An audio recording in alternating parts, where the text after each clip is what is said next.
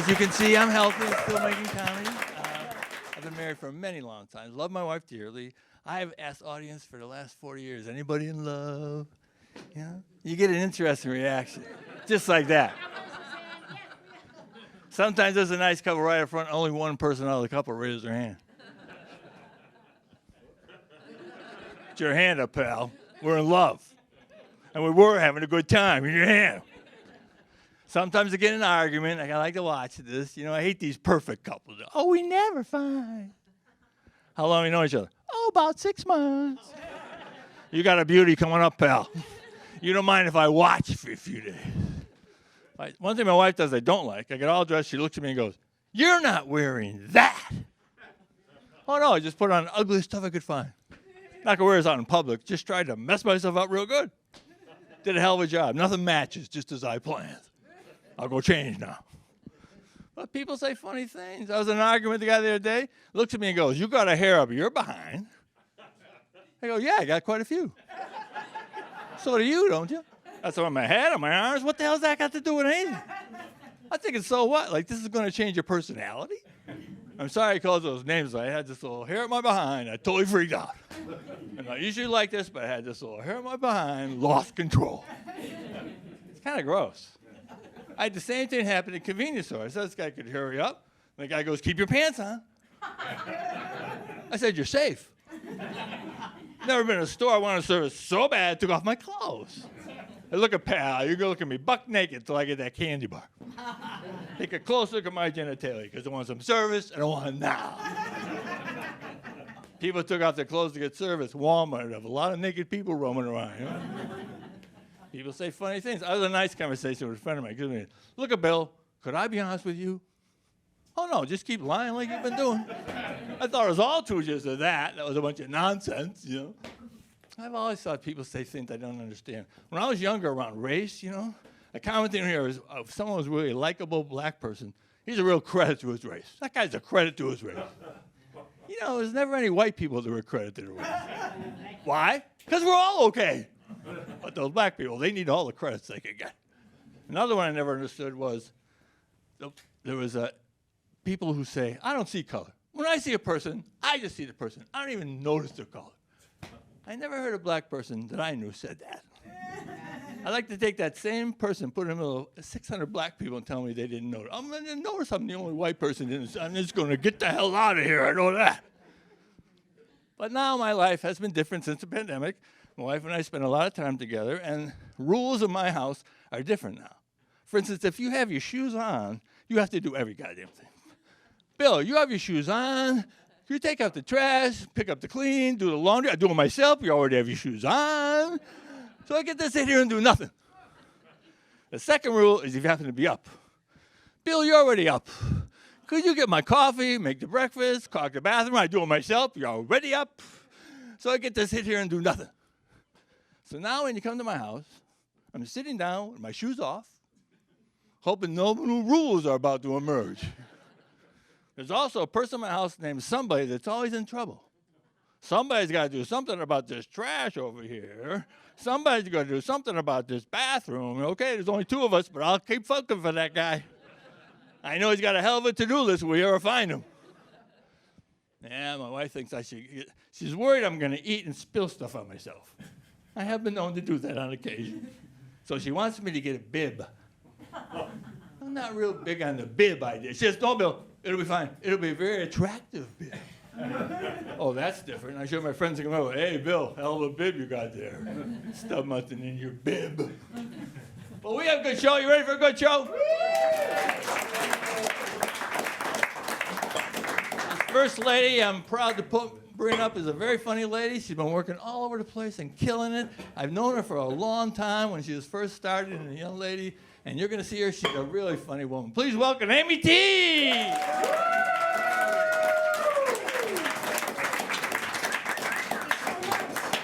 Thank you so much. It's nice to be here.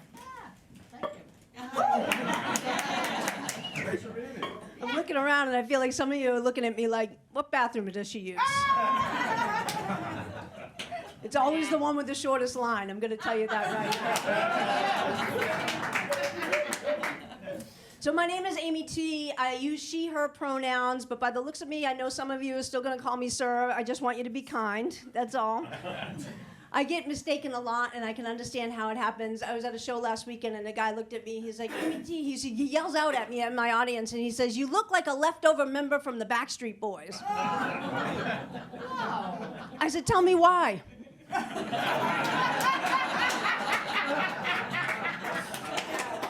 He said, "Well, look at your haircut and your flashy suit. I want it that way." But I often get asked a lot of times, like, and the only time that I ever want to identify as a man is when I go get my hair cut. Oh.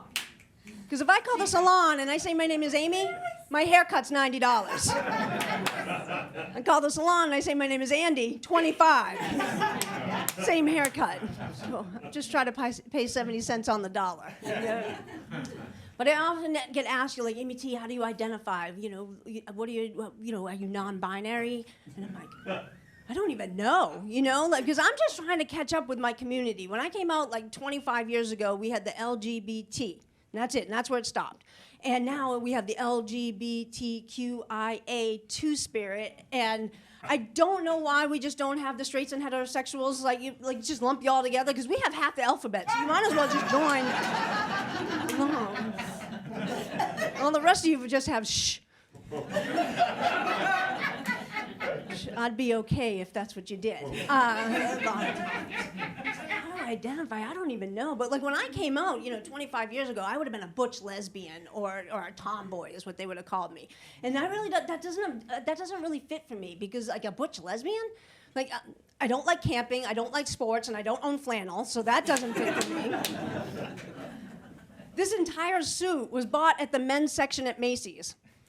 And if I had to look around at some of the men in this audience, I don't think you're going to wear this suit. So I don't know if I shop at the gay men's section at Macy's. I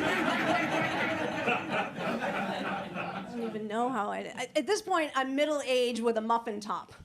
I identify as a lowercase b. That's how I identify. I am having a great year so far. My wife and I, we just celebrated our 10-year wedding anniversary this year. I truly appreciate that because this is my third marriage and killing it at life. In defense of me, I married and divorced the same woman twice. I swear to God. Because after a couple martinis, you fall back in love again. It's this whole thing. Which is why I just celebrated 13 years of sobriety. Thank you. Because that was getting expensive. You gotta give her the house, then you take it back, then you give her the house, then you take it back. I'm a stand-up comic. She gave me the house, she took it back. She took it with her. But yeah, my wife and I, we celebrated our anniversary on Martin Luther King Day. And that was a really important date to me because I thought it was a great way to celebrate our civil rights, and then I thought it was also a great way to honor all the black men that she had dated before me. Mostly it was a Monday, and it was way cheaper, and that was more important to me. But my wife and I, we're lesbians, right? So we've been together every single day of the last 10 years. You've heard the old joke, the second date is a U-Haul. Well, for me, the second date was I found out that she was a psych nurse. And I have dual diagnosis. I have a mental health condition and substance use disorder. So when I found that out, I was like, oh yeah, second date, moved her in, adopted her cat, and put her on my phone plan. I was like, you're going nowhere. I'm like, this is like in-home care without the copay. Changed it to a radiator. But we have, people often ask, like, Amy T, what is it like being married to a woman? And I was like, it's really no different being married to a woman than as it is a heterosexual relationship. Like my wife still bitches at me for leaving the toilet seat up. I don't stand up to pee. I hover. But after 10 years of marriage and a pandemic, I found out a lot of things about me that I didn't know were wrong with me. Being married to my wife, apparently the only time that I'm a jerk is when I'm sleeping. I was like, that doesn't even make sense. She's like, you don't understand. You're a very restless sleeper. You'll be thrashing around. All of a sudden, I can see it coming, and I get a kidney kick. So if you can see it coming, why didn't you move? can't help you if you're not going to help yourself. You need to be part of the solution. So her birthday wasn't too long ago, and I bought her a new couch, and I solved that problem. It's really nice. Yeah. Oh, yeah, it's wicked nice. It pulls out from the bottom, makes a queen-size bed. She sleeps like a baby. We don't do a lot of gift giving in my house. My wife isn't the greatest gift giver. She likes to give me gifts that she wants for my celebrations. You know, like somehow I end up with a sweater that looks fabulous on her. Piece of jewelry she's been eyeing on Etsy, makes it into my Christmas stocking. So we don't do a lot of gift giving. But for our 10-year wedding anniversary, she decided that she wanted to treat me to a couples massage. And I was like, not a huge fan of massage. Like, I don't like having people touching me and having somebody that close. But I knew the gift was, you know, thoughtful and she wanted to go. So I went, and it wasn't just a regular couples massage. It was a couples Thai massage. And I don't know if anybody here has ever had a Thai massage. All right. I don't know, I'm not, you know, well-versed in massage lingo, so I had no idea what a Thai massage was. I just kind of pictured like a seedy strip mall kind of place, and like I had Robert Kraft in the back of my head. You know what I mean? Like that's what I was picturing for the Thai massage. I had no idea what to expect, and so I walked in, and when we pulled up, it was actually a beautiful salon. And so when I walked in, I noticed like this little thing on the ceiling that kind of looked like an upside-down kinesis wall for like personal training or something. And so I was like, oh, maybe they roll out the beds at night and they turn it into a training studio. I had no idea. So I walk in and I lay down and, you know, obviously I'm naked. Now, two things went wrong here. I didn't have my hearing aids in, and the woman started talking to me, and I have not learned at this age in my life how to listen in Asian. I own that. That's on me. But I apparently agreed to some sort of ancient Asian torture. So the woman starts washing my feet, and I was like, oh, that's nice. And within a blink of an eye, she jumps up on the table, jumps up on my back, and I was like, whoa, whoa, whoa, you just washed my feet. How do I know your feet are clean? You know? And for the next 90 minutes, it was like a 130-pound spider monkey doing river dance up and down my back. I have never been in so much pain in my entire life. They twist your body and stretch it in ways that your body's never supposed to go. At no point in time should my ankle touch my ear. You know what I mean? She took this leg, twisted it over my body, and my big toe touched my wife on the next table. I was like, that's too far, you know? And then they go to flip me over. She pulls up the sheet for some privacy. At this point, everybody in the room has seen me naked, so I don't even know what this is for, you know? And so the massage gets over, and we're walking away. My wife was talking to me. She's like, honey, the woman was talking to you, and you weren't listening to her. I was like, I know. I was passed out. I was in so much pain that I just held my breath and just was unconscious for like 45 minutes. I was like, would you please stop buying me gifts? Like, we're middle-aged. At this point, shouldn't I be getting the furnace or the water heater? You know what I mean? Like, I don't want anything. We don't want to do that anymore. It's kind of fun being married to a psych nurse, but she can really get away with saying things to me out in the world that I could never say. Like if I make her mad or whatever, and I piss her off, she'll be like, if you don't watch it, I'm going to stab you with a stiletto. Right. Now, if I told any one of you I was going to stab you with a stiletto, they would put me in restraints. Yeah, so my wife has the key to the restraint, so I try to stay on my best behavior at all time. But she scares me a little bit because she only watches one channel on television. I don't care what time of day I come home, it's always on one channel and one channel only, the ID channel. Investigation Discovery, I'm sure some of you know that, right? If you don't know Investigation Discovery, it is true crime, 24 hours a day, 7 days a week, of wives killing husbands on a perpetual loop. So my wife's a psych nurse, right? So she can make that look like an accident. So I stay on my best behavior at all times. But she has like this little passive-aggressive way that she like lets me know that she's in charge. Like every night we play Wordle together, like on opposite sides of the couch, so she can't cheat. But her starting words are like knife, shank, crime, and I'm only on the other side of the couch, like with dream, laugh, humor. So very much well aware of what my place in the world is. She came to a show recently of one of mine, and we're driving home, and she had heard me telling you some jokes that night that you had just heard that she hadn't heard quite yet. And we're driving home, and she is just complaining at me left and right. Like, she's like, I can't believe you tell all our business on stage. Why do you have to tell everybody everything? Can't you keep anything private? Blah, blah, blah, blah, blah. I said, well, honey, maybe you should have signed a HIPAA instead of a prenup, and we wouldn't be having this conversation. You guys have been so much fun. Thank you so much.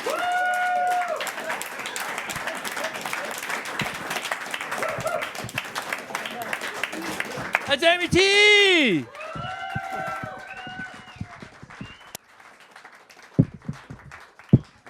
She's a funny lady. Wow, we're going to take a break. We're going to take a break as soon as I can talk. And before we do, we have a sponsor, Ellie Ludwig at Remax Triumph Realty. I should know this by now. Anyway, anybody needs a realty agent? Ellie Ludwig at Remax Triumph Realty. I said it. I know, you're looking at me. You're not going to get that much credit, pal, for saying it. Anyway, we're going to take a short break and talk to Amy, and we'll be right back.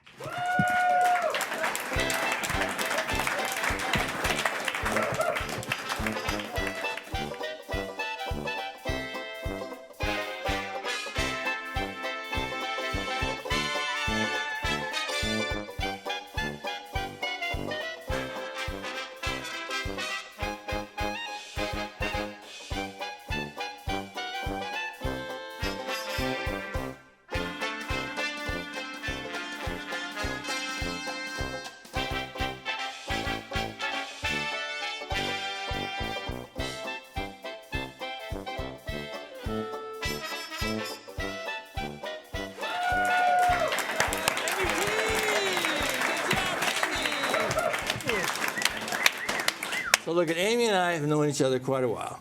And in the world of comedy, being a woman's hard. Being a gay lady is really hard. And she has been doing so good. I'm so proud of what she's done all these years. But the issue of being LGBTQ in our society right now is tricky. So what do you think, Amy? What's going on? Yeah, what do we do as comedians to handle this? Like, I'm trying to wrap my head around what is happening in the world right now in 2023, and it's frightening. Like, this feels like 1950s stuff that's happening right now, where they're just really trying to cancel an 400 bills against trans. Honestly, just this week alone, just one right after another, and it's happening in the middle of the night. And my community, they just really want to eradicate the community. And it's starting to I don't feel so much maybe up here, but if I wanted to go perform down south, right? If I wanted to go in the southern states, I think I would fear for my life just by the way I look and by who I love, and that is very frightening because in some of the states right now, just by what I look like, by wearing a suit and men's clothing, could get me harmed. Do you ever run into it around here? Have you ever hit it at a show where someone has been real nasty or yelled shit at? Whoops. Yeah, yeah. I've been gone too long. I think you're in the clubs with these lights. Honestly, when I started doing comedy, it'll be 20 years next month. And when I first came out, I was 100% me. I got a lot of, you and I were talking backstage. I got a lot of advice oh, Amy, don't be too gay. You want to not be too much of yourself. And I didn't know how to be anything but me. I was talking about being married at the time to my first and second wife, and so making humor of jokes of exactly what 50% of the population is going through, and so I didn't really listen to it because it just didn't feel good inside. I'm no, I'm going to just be who I am, and then.